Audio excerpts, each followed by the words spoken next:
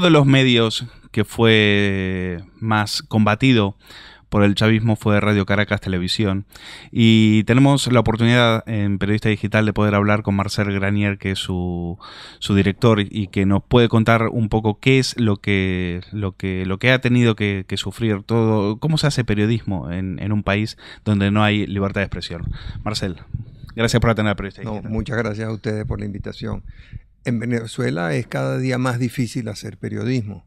Por una parte, quienes hacen periodismo independiente son continuamente atacados y perseguidos por toda la maquinaria del Estado, tanto por su aparato de espionaje, su aparato de difamación, que es muy importante, y su aparato militar, de manera que corren riesgos grandes. Por otra parte, a ese riesgo personal, profesional y físico se suma ahora la amenaza al cierre de las fuentes de trabajo. Desde el cierre de Radio Caracas Televisión en el año 2007. En el 2007, el 27 de mayo del 2007.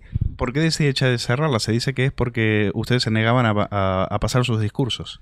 No, eso lo dijo en el 2010 cuando cerró Radio Caracas RCTV Internacional.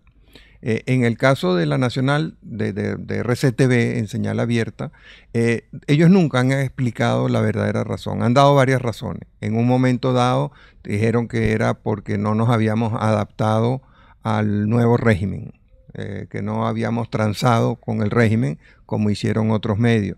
Después dijeron que era porque necesitaban la frecuencia que Radio Caracas usaba. Entonces se les decía, pero de acuerdo a la ley, todos tenemos que ser tratados igual, porque van a ser solamente las frecuencias de Radio Caracas Televisión, porque no se toman las frecuencias de todos los canales. Para eso no había ninguna explicación. Después alegaron que esas frecuencias eran las mejores, pero resulta que nosotros, aunque somos la estación más antigua de Venezuela, escogimos de tercero nuestra frecuencia. Primero escogió el Estado, después escogió una emisora que desapareció, que se llamaba Televisa, y en tercer lugar escogimos nosotros. Entonces, es raro que el que escoge tercero escoja las mejores. ¿A ustedes algún dirigente del gobierno les dio algún tipo de explicación? Vamos a decir, no por la vía oficial, sino les dio algún tipo de explicación por este cierre. Sí, después de que de una manera totalmente arbitraria y legal Chávez anunció que iba a cerrar a Radio Caracas Televisión y nos dijo que fuésemos preparando nuestras maletas. El vicepresidente de la República, Jorge Rodríguez, acompañado por algunos ministros, se reunieron con los principales accionistas de Radio Caracas Televisión para plantearles que el canal podía seguir viviendo, que lo que tenía era que prescindir de algunos periodistas y de algunos espacios. Ellos no estuvieron de acuerdo con este planteamiento. La siguiente propuesta fue una oferta de compra del canal, que ellos tampoco aceptaron. En este momento, ¿qué está pasando con los medios? Estamos escuchando que, bueno, recientemente Globovisión finalmente, que era también otro de los peces gordos con los cuales se quería quedar, uno de los botines con los cuales se quería quedar el chavismo, ha sido finalmente vendido entendemos que a empresarios más cercanos al régimen. Se está hablando ahora de que el Universal también ha sido vendido, pero no se sabe quién. Estamos hablando del periódico quizás más crítico con el chavismo, con lo cual, ¿qué les queda? ¿Qué tipo de oposición va a quedar en los medios? ¿Qué tipo de crítica se va a poder hacer a este gobierno a través de los medios? Bueno, la crítica está en la calle, porque toda la gente está, o sea, la inmensa mayoría del pueblo venezolano está muy descontento con lo que está pasando. La situación de inseguridad es muy crítica. Venezuela tiene los índices de asesinato más altos del continente y entre los más altos del mundo. Caracas es una de las ciudades más peligrosas del mundo. La escasez campea por todas partes. O sea, los índices de escasez nunca se habían visto en Venezuela, son solo comparables a los de Cuba.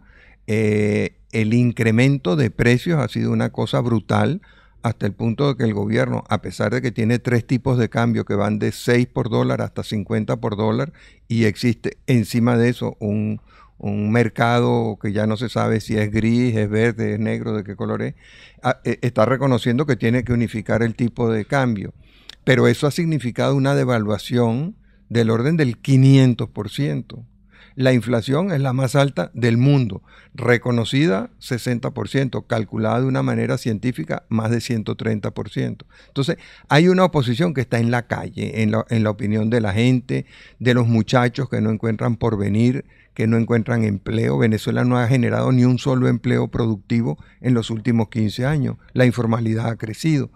Ahora, en el campo de los medios hay una arremetida con un dinero que no se sabe de dónde sale para comprar todos los medios. Entonces ya vimos cómo cayeron un grupo de estaciones de radio en manos de los llamados boliburgueses, que son gente que ha hecho inmensa fortuna a la sombra del Estado, con la protección del Estado. Cayó Globovisión. En Globovisión se hacía un programa que era muy crítico y que al chavismo le hacía mucho daño, que era A los Ciudadanos, ¿verdad? Se acabó. A los Ciudadanos se acabó. Y Leopoldo Castillo está en este momento fuera de los medios. Él tuvo, además, se le complicó la vida con una tragedia familiar, pero el hecho es que uno de los programas más importantes y más críticos que había en todos los medios venezolanos, que era A los Ciudadanos, desapareció. Pero junto con él desaparecieron todos los programas de opinión. O sea, hacer programas de opinión en Venezuela, en televisión no hay ninguno. En la radio hay cada día menos. Quedan los de Radio Caracas Radio y quedan 3 o 4 programas más en algunas de las radios independientes. Pero ahora viene la compra de medios, el caso de Últimas Noticias, por cual se pagó un precio que nadie sabe de dónde salió. O sea, Últimas Noticias es un medio gráfico, un medio de radio. Un medio gráfico, es el periódico, un tabloide popular, el de más circulación en Venezuela. De muchísimo prestigio, de un medio con más de 70 años de existencia. Y nadie sabe de dónde salió el dinero, nadie sabe quién es el propietario. Y ahora se repite el esquema con el Universal. Nadie sabe quién es el dueño, nadie sabe de dónde salió el dinero para comprarlo. Y se está repitiendo, hay ofertas por varios medios más. O sea, así como durante un año en el Universal estuvieron negando que estuviesen en venta, está ocurriendo lo mismo con otros medios. Pero para que alguien compre tiene que haber alguien deseoso de vender. Es decir, que esos empresarios han sido obligados a comprar o han recibido tanto dinero que la oferta era irrechazable. Mire, yo no sé, porque cada quien tiene su conciencia y en base a eso pues actúa en la vida. Yo no sé cuál es la razón, si es que el precio era irrechazable. ¿Sabemos ese precio? ¿Cuánto es? Dicen que son 90 millones de euros en el caso del Universal, pero la persona que apareció no puede justificar una fortuna de ese tamaño. No tiene cómo hacerlo, nunca la ha declarado. Entonces, ¿quién es el dueño?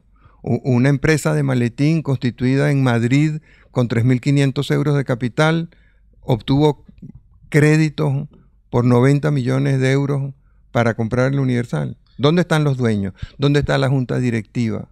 ¿Dónde están los accionistas? Nada. Y ese esquema se va repitiendo en varios medios. Entonces uno no sabe si es que hacen ofertas que no se pueden rechazar o si los están combinando de alguna manera, pero deberían decirlo. Porque ya la mayoría de las personas que han vendido esos medios se fueron de Venezuela, no viven en Venezuela. Por último, Marcel, nos decía fuera de micrófono que usted sabía muy bien quiénes eran esos españoles que asesoraban a Chávez y que ustedes habían avisado y nadie les hizo caso. Bueno, yo no quisiera ponerlo de una manera que sonara peyorativa. Esas personas, no por el hecho de que sean españoles, son criticables. Nosotros tenemos mucho que agradecer a la cultura española. Es nuestra cultura. Pero sí sabíamos que había académicos españoles, profesores universitarios en España, que habían sido contratados por el régimen chavista para diseñar leyes para ir preparando todo este modelo. Este es un modelo que tiene 15 años en construcción, no ha terminado todavía, pero se ha ido consolidando a lo largo de los 15 años. Y en esta consolidación han influido las estrategias jurídicas, las estrategias económicas, las estrategias sociales que les han recomendado un grupo de asesores, entre los cuales los más destacados son este grupo que originalmente estaba vinculado a la Universidad de Valencia. Desde hace, por lo menos, diría yo, 8 o 10 años, nosotros hemos venido advirtiendo a nuestros colegas aquí que eso estaba pasando en Venezuela. Lamentablemente, y que ese equipo además lo usaban en otros países, en Ecuador, en Bolivia, en Nicaragua, en El Salvador, porque la idea es, el modelo no se circunscribe a Venezuela, el modelo es un modelo por lo menos de alcance continental. Bueno, Marcel. Sí. Ustedes avisaron y el que avisa no es traidor. Marcel Granier, director de Radio Caracas Televisión, muchísima suerte. Ojalá puedan finalmente emitir, ojalá les podamos ver desde aquí, desde España, y gracias por atender a Periodista Digital. En esa lucha seguimos, muchas gracias.